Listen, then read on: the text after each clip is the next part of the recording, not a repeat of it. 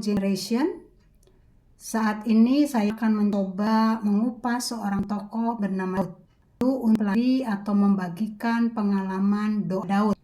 Nah, di sini di Mazmur pasal 17 ayat pertama sampai dengan ayat yang ketiga. Dengarkanlah Tuhan perkara yang benar, perhatikanlah seruanku, berilah telinga akan doaku.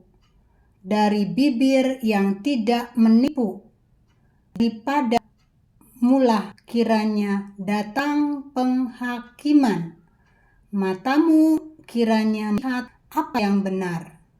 Bila engkau menguji hatiku, memeriksanya pada waktu malam dan menyelidiki aku, maka engkau tidak akan menemui sesuatu kejahatan, mulutku tidak terur.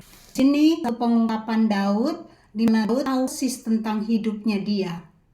Dia hidup tidak bercela karena dia punya satu intimate with God, sama dengan Tuhan. Nah, saudara, dalam kehidupan kita, di tengah-tengah langkah-langkah hidup kita, saat masalah hadir dalam kita, saat perlu hadir dalam hidup kita, kadangkala iman kita, pola kedekatan kita dengan Tuhan itu bergeser. Kenapa? Karena dalam pikiran kita berkemuk berbagai persoalan hidup. Dalam pikiran kita banyak hal-hal yang negatif yang kita pikirkan. Kenapa Tuhan ini tadi? Tuhan itu terjadi. Di mana engkau saat aku mengalami segala persoalan? Dan kita tahu bahwa itu sesuatu kedepan Tuhan. Saudaraku, saat ini saya akan mencoba belajar atau bersharing tentang bagaimana keadaan Daud. Langkah yang dilakukan adalah berseru kepada Tuhan. Saat dia berseru dan mendengar doa Daud, Tuhan akhirnya menjawab apa yang menjadi pergumulan Daud. Kenapa, Bapak Ibu Saudara? Karena itu kasih karunia Tuhan. Dia tidak meminta jawaban doa, tetapi dia minta kasih karunia Tuhan. Dan kasih karunia Tuhan itu diminta sebuah kata perlindungan. Nah, saat Tuhan dengar doa Daud meminta perlindungan, ketekunan doa Daud akhirnya memunculkan hikmat Tuhan dan menjadi bagian kehidupan Daud. Bapak Ibu Saudara, saat ini apapun yang sedang Bapak Ibu hadapi, dunia sekarang ini, pergumulan sekarang ini semakin terasa berat sekali. Beberapa hari dalam minggu ini saya diberikan kesempatan untuk bertemu dengan orang-orang yang mengalami sebuah konflik batin dalam kehidupan pekerjaan mereka. Mereka mengalami sebuah dilematis yang menyatakan bahwa kehidupan keluargaku, kehidupan keuanganku itu di hari-hari ini memunculkan sebuah kondisi yang tidak mudah. Pergumulan, tantangan, kesulitan uang yang mereka hadapi, pekerjaan yang sepi, masa depan yang kita tidak tahu, Bapak Ibu Saudara. Tetapi mari kita belajar, kita mengenali siapakah Tuhan dalam hidup kita. Banyak firman yang saya dengar dalam minggu ini berbicara tentang sebuah kekhawatiran.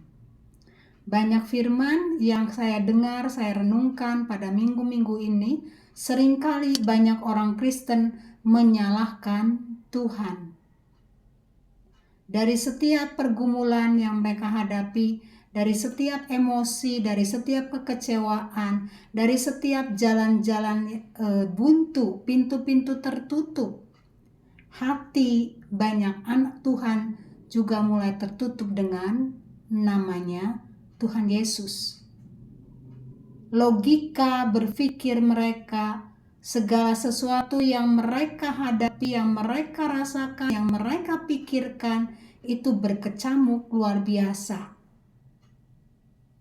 mendatangkan sebuah kata yang tidak bisa bersyukur. Saudara, mungkin itu Anda. Mungkin itu relate dengan kehidupan Anda yang mendengarkan kisah ini. Satu hal yang saya mau sampaikan adalah, aku berseru kepadamu karena engkau menjawab aku, ya Tuhan. Sendengkanlah telingamu kepadaku, dengarkanlah perkataanku. Tunjukkanlah kasih setiamu yang ajaib.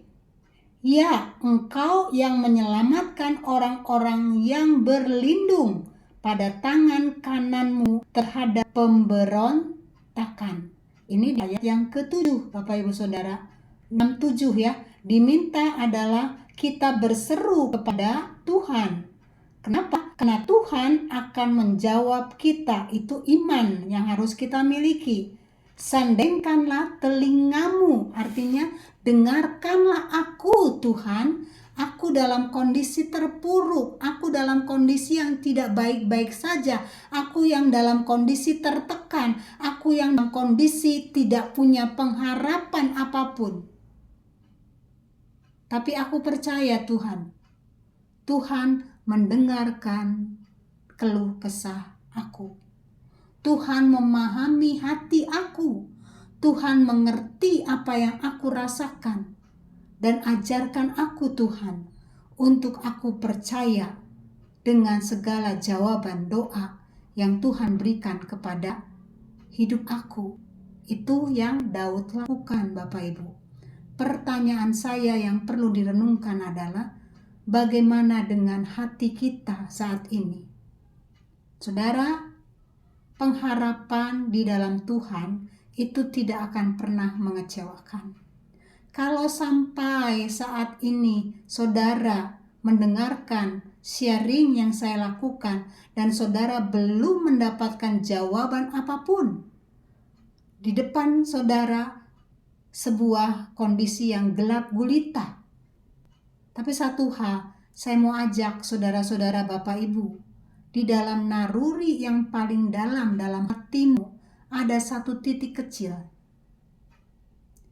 yang bisa memberikan kepekaan kepada telinga hati kita untuk mendengarkan tuntunan Roh Kudus di dalam kehidupan saudara dan saya.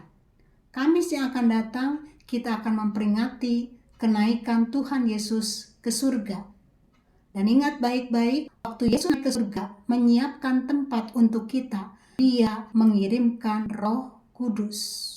Roh Kudus tinggal di hati kita, Dia menghibur kita, Dia menguatkan kita, Dia memberikan pengharapan-harapan yang baru untuk kita melangkah, terus melangkah tengah-tengah setiap kemelut-kemelut dalam kehidupan kita, rumah tangga kita, pekerjaan kita, kepribadian kita, emosi kita, pola pikir kita. Dia hadir membawa kabar sukacita. Kabar baik yang saya sampaikan adalah, mari buka hatimu. Izinkan Tuhan bertahta dalam hidupmu. Izinkan Tuhan bergerak dalam hidupmu. Berjalan seperti nafas hidup yang kita alami dalam hidup sehari-hari kita. Kabar baiknya, di titik tertentu, di tempat yang tepat, di waktu yang tepat, Tuhan memberikan kemampuan kepada kita untuk menjalani hari-hari kita bersama dengan Tuhan.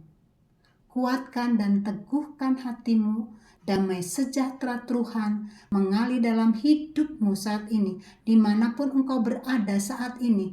Aku memberkati engkau di dalam nama Tuhan Yesus Kristus. Damai sejahtera Tuhan menjadi bagianmu yang sempurna.